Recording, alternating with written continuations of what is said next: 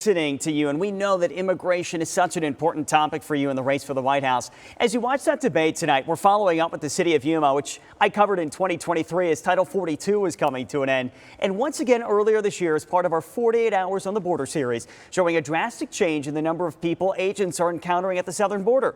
I decided to check back in with Yuma's mayor to find out what the impact is and what he says still needs to be done. May 2023, just hours before Title 42 would come to an end, and this is what the border looked like in Yuma, with more than 1,000 people crossing over every single day to request asylum. It needs to be done. It needs to be done right now. Back then, I spoke to Yuma Mayor Doug Nicholls, who asked the Biden administration to declare a national emergency, activate the National Guard, and deploy FEMA resources to the southern border, which never happened. Before, you had said that the federal response was, in your words, woefully inadequate. Correct. How would you describe the federal response today?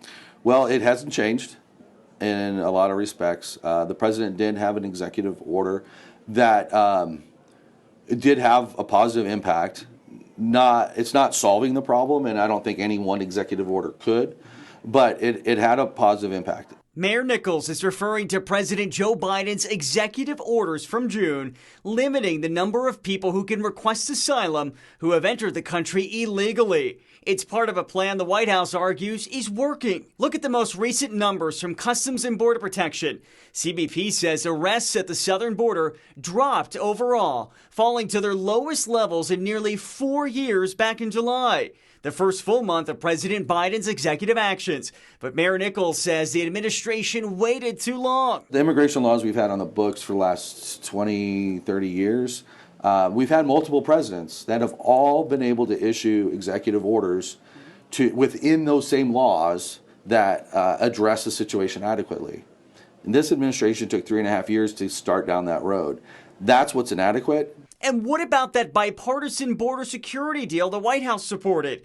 It failed twice in the Senate without enough Republican support. Some GOP lawmakers said it didn't go far enough. The White House accused Republicans of putting partisan politics ahead of national security. What was your reaction when you found out it wasn't going to move forward? Well, I was disappointed that we weren't having that conversation, because even if the bill ultimately didn't get approved, at least we could have advanced the national discussion. For me, it needed more work, but I think it was going generally the right direction. And what about former President Donald Trump's impact on the bill?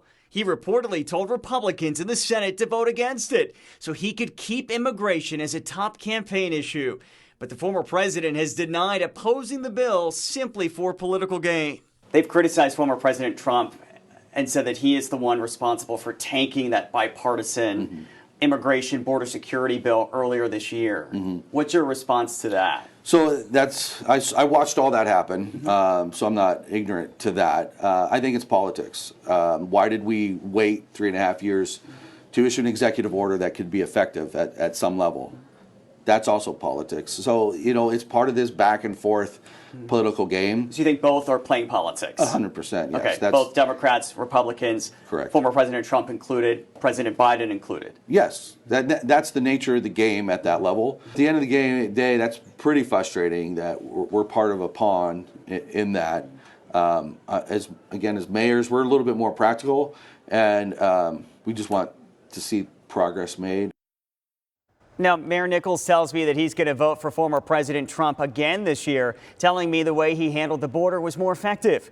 I reached out to the Harris campaign for a response. They pointed out 2 other Yuma County mayors from border communities support Vice President Harris.